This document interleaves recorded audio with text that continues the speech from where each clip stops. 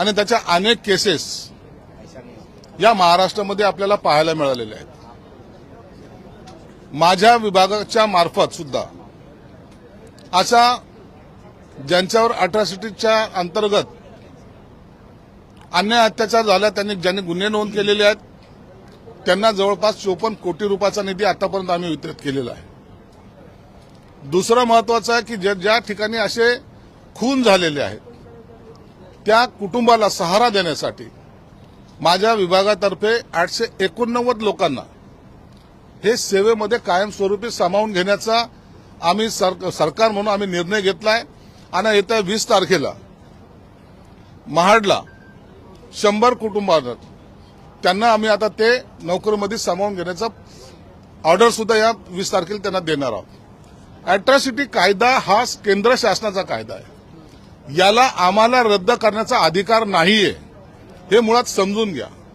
काही लोकांचा जो काही गैरसमज झालाय की आता अॅट्रॉसिटी गुन्हा दाखल करता येतो का नाही, मग गुन्हा दाखल केल्यानंतर पोलीस अटक करतील की नाही, असा कोणताही संभ्रम मनामध्ये ठेवू नका. तुम्हाला तुमच्यावर अन्याय झाला तातडीने तुम्हाला पोलीस स्टेशनला गुन्हा दाखल करता येतो आणि पोलिसांनी तो गुन्हा दाखल करून घेणं गरजेचं आहे. आणि त्याचबरोबर त्याचा जो आयोग असेल त्यांनी तातडीने अटक करणं सुद्धा गरजेचं आहे. म्हणून त्याच्यामध्ये जी काही शंका कुशंका येते की नाही आता अट्रॉसिटी गुन्हा दाखल झाला तरीही अटक होणार नाही, म्हणून काही लोक जे काही त्याच्याबद्दलचा गैरसमज पसरवत आहेत, कृपया त्याच्यावर लक्ष देऊ नका.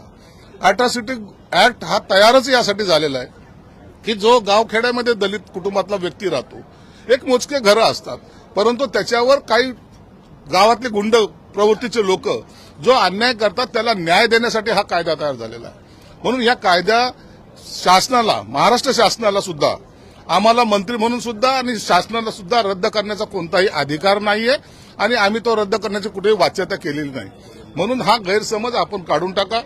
आम्ही अट्रॉसिटीच्या गुन्ह्याअंतर्गत जे गुन्हे घडलेले आहेत, आता अनेक गुन्हे असे आहेत की त्याचा आणखीनही तपास पूर्णत्वाला नेलेला नाही, म्हणून आम्ही एक आयोग नेमलेला आहे जो केंद्र शासन आणि राज्य शासनाच्या मार्फत आम्हाला ते निर्देश देण्यात आलेले आहेत.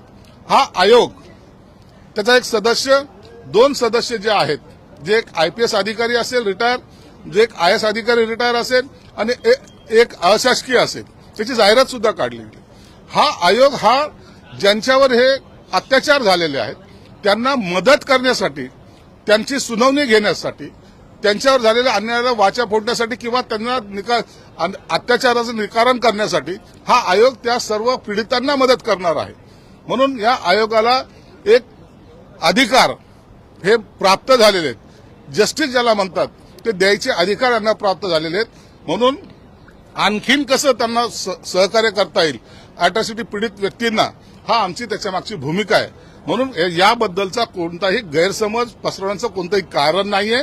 अट्रॉसिटी गुन्हा ऍक्ट हा कधी रद्द होणार नाहीये आणि ज्यांच्यावर हा अन्याय होईल त्याला तातडीने न्याय द्यायची भूमिका सरकारची आहे. नितीन राऊत यांनी आज बाबासाहेब आंबेडकर कन्व्हेन्शन सेंटरबाबत महत्त्वाचं विधान केलेलं आहे. बरेच आरोप सरकारवर केलेले, तुम्ही सुद्धा पाहणी केली होती याची, मागच्या अधिवेशनामध्ये काय म्हणाल? नागपूरच्या हिवाळी अधिवेशनामध्ये नागपूरला जे 140 कोटी रुपये खर्चून आम्ही कन्व्हेन्शन सेंटर जे उभं केलेलं आहे त्यामध्ये काही सूचना आता लक्षवेधीच्या माध्यमातून माननीय नितीन राऊत यांनी मांडल्या होत्या. त्यामध्ये सर्वात महत्वाचा त्याची देखभालीचा विषय होता. त्यामध्ये बँका वगैरे जे काही कमर्शियल येणार होते त्याच्याबद्दलचा विषय होता. आणि महत्वाचा विद्यार्थ्याला शिक्षण घेताना जे आता नवीन टेक्नॉलॉजी आपल्याकडे येते एआयच्या माध्यमातून, तो एक क्लासरूम असा असावा जो डिजिटल असावा, एआयच्या माध्यमातून त्यांना शिक्षण देण्यात यावं, अशा त्यांच्या मागण्या होत्या. त्यासाठी माझ्या विभागातर्फे मी आज सभागृहामध्ये 5 कोटी रुपयाची घोषणा केलेली आहे आणि 3 महिन्यामध्ये ते सेंटर त्या स्थळी जे आम्ही 140 कोटी रुपये खर्च करून कन्व्हेन्शन सेंटर उभं केले त्यामध्ये त्याचा स्थापना होईल आणि विद्यार्थ्यांना त्याचा लाभ घेता येईल. बीते हफ्ते आपने विधान परिषद में एक स्टेटमेंट दिया था कि SC/ST एक्ट में कई तरह के जो हैं वो प्रावधान किए जाएंगे, क्या है वो आपके बयान, किस तरीके से बयान था, क्या मतलब? प्रावधान ऐसा नहीं था. मैंने जो वहां जो स्टेटमेंट किया, क्या स्टेटमेंट था? मेरा यही स्टेटमेंट था कि एट्रॉसिटी एक्ट के तहत जो गुन्हे दाखिल होते हैं उसका कोई आउटपुट जल्दी निकलता नहीं है, पीड़ित व्यक्ति जो होता है उसको न्याय मिलता नहीं। तो मेरे डिपार्टमेंट ने ऐसे पीड़ित का 2012 से लेकर अभी तक करीबन 889 केसेस ऐसे हुए जिनकी जान गई है। उनको हमने गवर्नमेंट ने ये डिसीजन लिया है कि उनको गवर्नमेंट के नौकरी में मर्ज किया जाए, उनको गवर्नमेंट की नौकरी दिए जाए। ये हमने बहुत बड़ा ऐतिहासिक निर्णय लिया है। सेकंड थिंग, आज तक के जो पीड़ित है उनको करीबन 54 कोटी रुपए का अनुदान अभी तक हमने दिया है। ऐसी घटना होना नहीं चाहिए, इसलिए हम कायदा बदल नहीं सकते, हमको वो राइट्स भी नहीं है। ये सेंट्रल का कायदा है और ये कायदा बदलने के हम हमारे में या तो हमारे इसको कोई अधिकार भी प्राप्त नहीं होता। हम उसमें और सुधारना करना चाहते हैं। सुधारना यही कि ये जल्द गति से वो लोगों को न्याय मिलना चाहिए।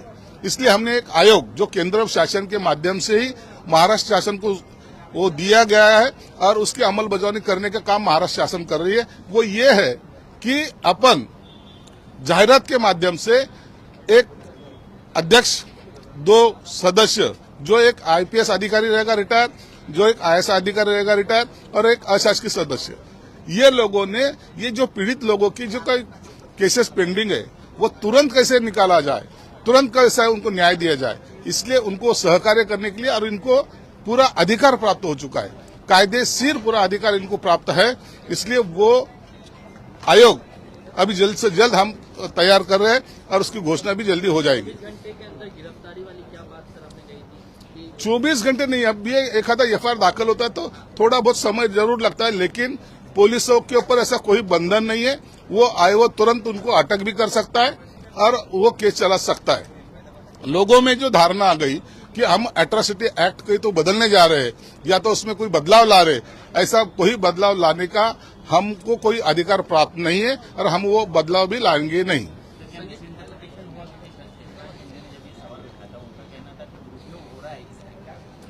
देखो, हर कोई भी कायदा रहता है, उसका दुरुपयोग करने वाले कोई गिनती के 1-2 जब रहते हैं वो बाकी लोगों को बदनाम करते हैं। इसलिए वो कायदा गलत है ऐसा मानना नहीं है। वो कायदा सही